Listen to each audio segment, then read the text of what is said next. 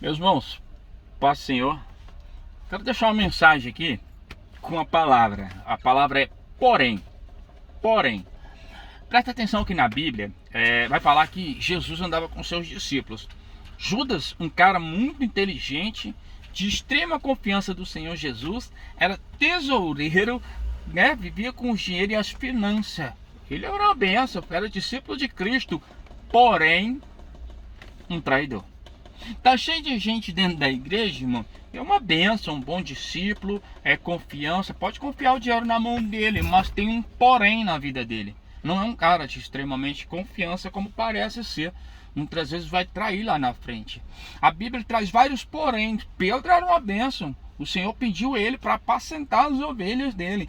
Pedro era um cara de coragem, irmão. E falou assim que se Jesus morresse, ele ia morrer junto. Porém, Jesus falou, quando o galo cantar, tu vai me negar 3 vezes. Existe momentos que tem pessoas, irmão, que falam contigo que vai até o final da batalha. Mas ele fala de palavra. Porém, quando chega a batalha, ele é o primeiro a correr e falar, não vai dar não, só vou até aqui. Pedro também falou do mesmo jeito. Olha, eu vou contigo, morro contigo. Mas quando chegou a hora da batalha, que ele viu Jesus sendo preso, porém, se acovardou e deixou Jesus sozinho. Tá cheio de gente que fala, irmão, tô contigo, tua luta é minha luta. Porém, ele não quer padecer junto com você, não. Vá você sozinho. Tá cheio de porém, irmão. Tem muita gente que prega bem, canta bem, fala recado, profecias, pula. Porém, ele é como Naamã. Naamã, um soldado general, confiança do rei. Rapaz, o povo passava ali, via Naamã, saudava Naamã, um cara que tinha autoridade, poder, um cara que tinha riquezas, porém era leproso. Naamã, ele tinha todo um aparato com as suas fardas, com tudo, com seu poder, mas quando tirava tudo ali, ele era leproso. Tinha um porém na vida de Naamã. Tá cheio de gente assim, irmão, na igreja. Canta bem, prega bem, e você vai ver que tem um porém na vida deles. Mas como descobrir o porém na vida de alguém? O que falta em nós, irmão, é o discernimento de espírito. A gente se empolga demais quando alguém prega bem. Se empolga demais, olha, ele é de Deus, que pregação, que palavra, e se empolga mais ainda com os recados que ele dá, porque fica muito fácil dar recado na vida de alguém. Todo mundo tem problema, irmão. Então a gente tem que ter os porém na vida para saber como essa pessoa tá. Porque tem gente, irmão, que eu presto atenção, sou muito observador e eu sou muito chato, tem gente que me odeia por causa disso. Então eu vejo muitas pessoas, irmão, que dentro da igreja, quando pega o microfone, misericórdia, meu irmão, o céu desce. É profecia, é recado, é fala em línguas, ele pula, ele dá pirueta, ele destrincha a Bíblia. Porém, não anda conforme a palavra. Ele não ganha ninguém para Jesus, ele não prega na rua, no trabalho ninguém sabe que ele é crente, lá fora, e se te encontra no ônibus, nem te cumprimenta, não fala contigo não.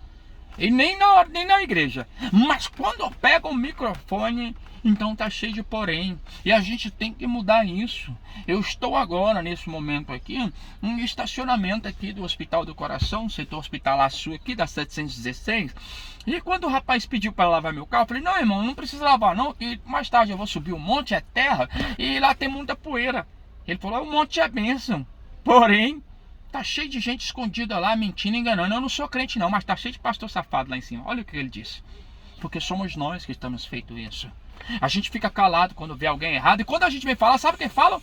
Ai, tá cheio de gente falando mal da igreja. Tá cheio de gente falando mal do pastor. Essas pessoas que usam essa voz, eles são adeptos ao satanismo, às coisas de Satanás. Então eles estão reclamando porque eles fazem parte disso, entendeu? Porque se ele não é, se ele anda conforme a Bíblia e a palavra, ele vai falar, tá certo, irmão. Nós não podemos ficar calados quanto aos erros que nós vemos. E quando vem alguém se levantando para falar sobre os erros que estão acontecendo, vem outra aí, ó. Que está até no altar pregando, que pula, que fala em línguas. Porém, quando ele vê alguém querendo cortar as asas desses aí que estão querendo voar demais, de que não estão conforme a palavra, ele fala, irmão, você está julgando, irmão, quem julga é Deus. Eu imagino que Natan, quando chegou para dar recado para Davi, eu acho que alguém falou, você está doido, cara, é o rei, quem é você? Você está julgando ele. Porém, tinha um porém bom, hein? Porém, ele ia conforme a vontade do Senhor. Ele ia fazer a vontade de Deus. Então, irmão, cuidado com pessoas. Dá uma olhadinha no porém, porque tá cheio de gente aí, irmão, que é cheio de cartaz, é uma bênção e prega muito, fala em línguas, porém não estão fazendo a vontade de Deus. Eu acho interessante que quando Jesus ele entra no templo, irmão, que ele pega o livro de Isaías, ele prega o livro de Isaías, falando que o Senhor ungiu ele para pregar as boas novas, libertação para os presos. Os escribas, os fariseus, os mestres que estavam ali, ao invés de falar assim, cara, esse daí é o cara, vamos colar nele porque ele vai mudar o Jerusalém, vai mudar tudo aqui. Ele tem poder, esse homem tem unção. Não. Porém, eles tiveram inveja dele. A igreja está cheia de gente assim.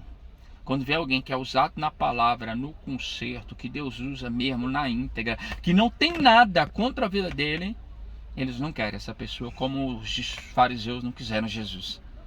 Jesus, quando entra com 12 anos, que ele pega os ensinamentos, a Bíblia diz que os doutores da lei ficaram perplexos, abismados, assustados com tamanha inteligência. Em vez de investir naquele menino, não investiram. Por quê? Porque tá cheio de gente aí na liderança, irmão, que não vai investir em alguém que aparentemente tem mais sabedoria, unção e comunhão com Deus do que com eles. A igreja não quer fazer investimentos, irmãos, em alma, desde que ela tenha retorno. Se ela não tiver retorno financeiro, a maioria das igrejas não vai fazer investimento em almas. Escuta o que eu estou falando. Eu tenho e conheço pessoas que têm projetos grandes de trazer alma para a igreja, mas quando esse projeto tem um certo custo e a igreja vai ser lesada financeiramente, a igreja não quer. Sabe por quê? Porque ela quer retorno financeiro. Então, se não tem retorno financeiro, não dá para fazer esse investimento. Não dá para fazer um investimento numa creche se eu não vou ter retorno financeiro. Não dá para fazer um investimento no evangelismo grande para trazer 100 almas para a igreja se eu não vou ter retorno financeiro. No começo de 2020, quando a pandemia começou, eu orientei alguns pastores a fazerem bazar solidário. Coloca na porta da tua igreja uma faixa grande, bazar solidário. Entrega a ficha para as pessoas e diz que cada uma terá direito a 3 peças de roupa. Faz um culto ali, prega para essas pessoas, evangeliza, depois deixa elas pegar 3 itens e ir embora. Sabe o que eu ouvi, irmão? Que o irmão me mandou, do pastor presidente dele? Falou assim que eu tinha que tomar a vergonha na cara, porque a igreja estava precisando de dinheiro e ia dar o que para os outros? Ele provou. A igreja aqui quer retorno financeiro, não quer investir em almas, não. Estou preocupado com isso, não. Cada um com seus problemas. Então, irmão, tá cheio de igreja com placa, tá cheio de igreja lotada, tá cheio de igreja divulgando no YouTube, tá cheio de igreja crescendo, tá cheio de igreja que tem milagre para contar, porém, não estão no centro da vontade de Deus. E quando aparece alguém que está no centro da vontade de Deus, os porém deles esse daí não serve. Queremos alguém que pregue um evangelho que atraia pessoas pelo poder que esse evangelho me proporciona financeiramente, viu? Se não for, eu não quero. Então, muitas pessoas falam, por que você não abre uma igreja, meu filho? Eu? Tá doido? Igreja não é brincadeira, não, irmão. Eu não quero abrir igreja como eu vejo algumas aí, não, que mendiga oferta e dízimo para manter o aluguel e para comprar alguma coisa. Se a igreja de Cristo, quem manda é ele, quem sustenta é ele. Ela não depende de dízimo e oferta de irmão, não. Dê dízimo se quiser, não é obrigação, não. Mas eles só pregam em cima disso. Só prega em cima dessa vida financeira, desse retorno financeiro. Então, se nós lermos Bíblia, se nós tivermos empatia com o Espírito Santo, tivermos unção do Espírito Santo, intimidade com o Espírito Santo, a gente não cai nesses poréns aí não, viu?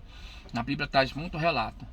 A intenção de Safira e Ananias, irmão, era ótima. Poxa, Safira e Ananias quer ajudar o povo, foram vender os bens dele, olha que maravilha. Eles foram pegar, chegaram, vamos vender também, vamos ajudar, vamos dar tudo para os pobres. Chegaram lá, a intenção deles era ótima, estava tudo certinho, porém, não dava para enganar o Espírito Santo. E por incrível que pareça, não conseguiram enganar nem os discípulos. Ananias, Safira, porque mentisse para o Espírito Santo. Tá cheio de gente com intenção boa, querendo vender isso, ajudar aquilo, ofertar ali, porém estão mentindo e não dá para enganar esse Deus. Cuidado, ele vê, ele sabe de tudo. Ele sabe de tudo. Então, irmãos, cuidado, cuidado com os poréns da vida. Os montes estão cheios de gente orando, algumas igrejas também, porém ninguém está buscando o reino. Eu vejo muita oração, muito barulho e pouca presença de Deus. Eu tenho visto alguns cultos, tenho ido em alguns cultos, eu vejo a oração, falar em línguas, pular, entregar revelação, mas eu não vejo uma oração pelo povo lá fora, pela guerra na Ucrânia, na Rússia, o povo da Síria, na África, não vejo. Por quê? Porque não me interessa o problema deles. Eu estou preocupado é com o meu. Vamos orar aqui porque eu preciso de uma porta, vamos orar porque eu preciso comprar um carro, vamos orar porque eu preciso de dinheiro. E a gente esquece do reino. Se eu buscar o reino, eu tenho que entender que as demais coisas me serão acrescentadas. Então, irmão, a intenção de Ananias e Safira era boa, a intenção de Pedro era boa, a intenção de Judas era boa, porém, isso trouxe grandes problemas para a vida deles. Sou presbítero Messias, Deus abençoe sua vida, em nome de Jesus.